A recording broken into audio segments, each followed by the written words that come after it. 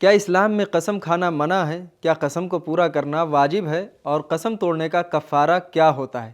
آئیے جانتے ہیں سوالوں کے جوابات کے بارے میں ہمارے آج کے اس ایپیسوڈ میں۔ اعوذ باللہ من الشیطان الرجیم، بسم اللہ الرحمن الرحیم۔ محترم ناظرین، سلام علیکم۔ سبیل قرآن کے اس تفسیری پروگرام میں ایک بار پھر آپ کا خیر مقدم کرتے ہیں۔ آج آپ کے سامنے سورہ بقرہ کی آیت نمبر 224 اور 225 کی تفسیر لے کر حاضر ہوئے ہیں۔ تو آئیے سب سے پہلے اس سورہ کی آیت نمبر 224 کی تلاوت کو اس کے ترجمے کے ساتھ سنتے ہیں۔ كتاب أنزلناه إليك مبارك ليدبروا آياته وليتذكر أولو الألباب بسم الله الرحمن الرحيم ولا تجعلوا الله عرضة لأيمانكم أن تبروا وتتقوا وتصلحوا بين الناس والله سميع عليم۔ اس بات کے لیے کہ تم نیکی کرو، تقوی اختیار کرو اور لوگوں کے درمیان اصلاح کرنے کے لیے اپنی قسموں میں خدا کو نشانہ نہ ٹھہراؤ، قسمیں نہ کھاؤ اور خدا سننے اور جاننے والا ہے۔ تلاوت اور ترجمے کو سن لینے کے بعد اب آئیے اس آیت کے نکات کو بھی غور سے سن لیتے ہیں۔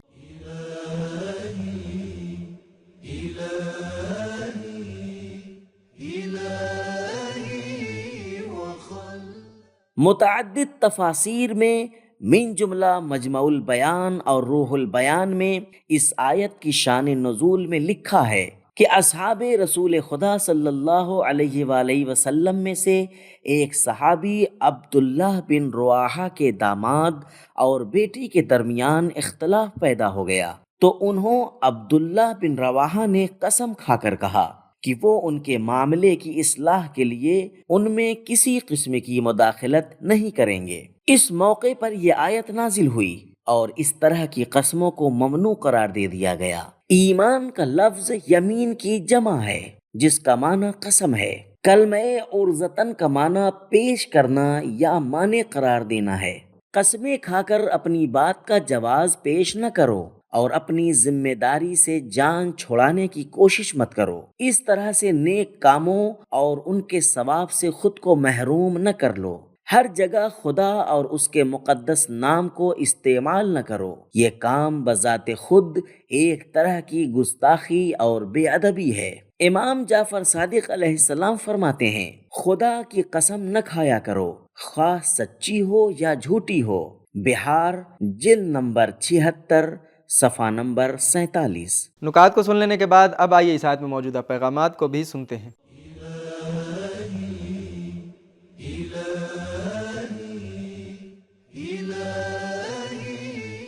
نمبر 1، نام خدا اور مقدسات کا احترام باقی رہنا چاہیے۔ نمبر 2، نیک کاموں کو انجام دینے میں رکاوٹ اور لوگوں کے درمیان اصلاح کو روکنے کے لیے قسموں کا استعمال نہیں کرنا چاہیے۔ اب آئیے سورہ بقرہ کی آیت نمبر 225 کی تلاوت اور اس کے ترجمے کو سنتے ہیں۔ لا يؤاخذكم الله باللغو في أيمانكم ولكن يؤاخذكم بما كسبت قلوبكم والله غفور حليم۔ خداوند تم سے ان قسموں کا مواخذہ نہیں کرے گا جو لغو ہوں اور بے اختیار زبان سے نکل جائیں، لیکن وہ ان قسموں کا ضرور مواخذہ کرے گا جو تمہارے دل سے ارادے، آگاہی اور اختیار سے نکلی ہوں، اور خدا بخشنے والا بہت بردبار ہے۔ تلاوت اور ترجمے کو سن لینے کے بعد اب آئیے آیت نمبر 225 کے نقطے کو بھی سن لیتے ہیں۔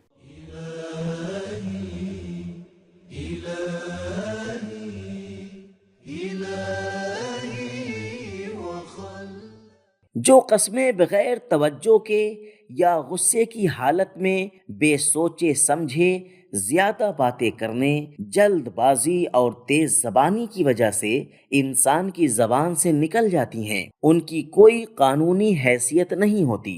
انسان پر صرف ان قسموں کی ذمہ داری عائد ہوتی ہے جو توجہ اور معمول کے مطابق مفید کاموں کے لیے خدا کے مقدس نام کے ساتھ کھائی جائیں۔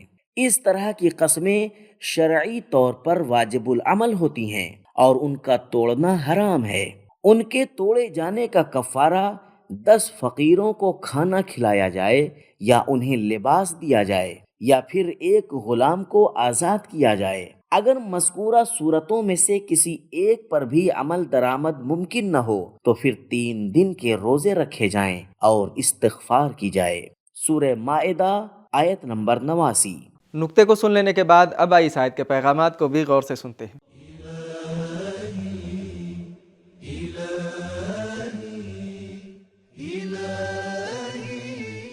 نمبر 1، انسان ان چیزوں کا ذمہ دار ہوتا ہے جن کو وہ ارادے اور انتخاب کے تحت انجام دیتا ہے۔ اللہ تعالیٰ انسان کی ان لغزشوں کو معاف کر دیتا ہے جو غیر معمولی حالات کے تحت غیر ارادی طور پر سرزد ہو جاتی ہیں۔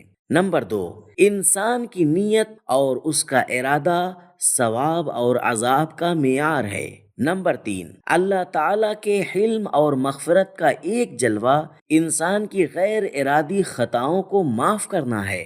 تو ناظرین کرام، ہم نے یہ جانا کہ اپنی ذمہ داریوں سے جان چھڑانے کے لیے قسم نہیں کھانی چاہیے۔ ہر جگہ قسم کھانا اللہ کی شان میں گستاخی اور بے ادبی ہے۔ قسم کو پورا کرنا واجب ہے، لیکن اگر غصے میں یا بغیر اختیار کی قسم کھا لی ہے تو اس کا پورا کرنا واجب نہیں ہے۔ قسم توڑنے کا کفارہ 10 فقیروں کو کھانا کھلانا یا 10 فقیروں کو لباس دینا یا ایک غلام آزاد کرنا، لیکن اگر ان میں سے کوئی چیز انجام نہ دے سکے تو 3 دن روزہ رکھے اور استغفار کرے۔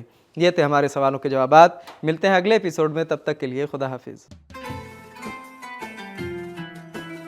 سبیل قرآن، قرآنی سماج کی پہچان۔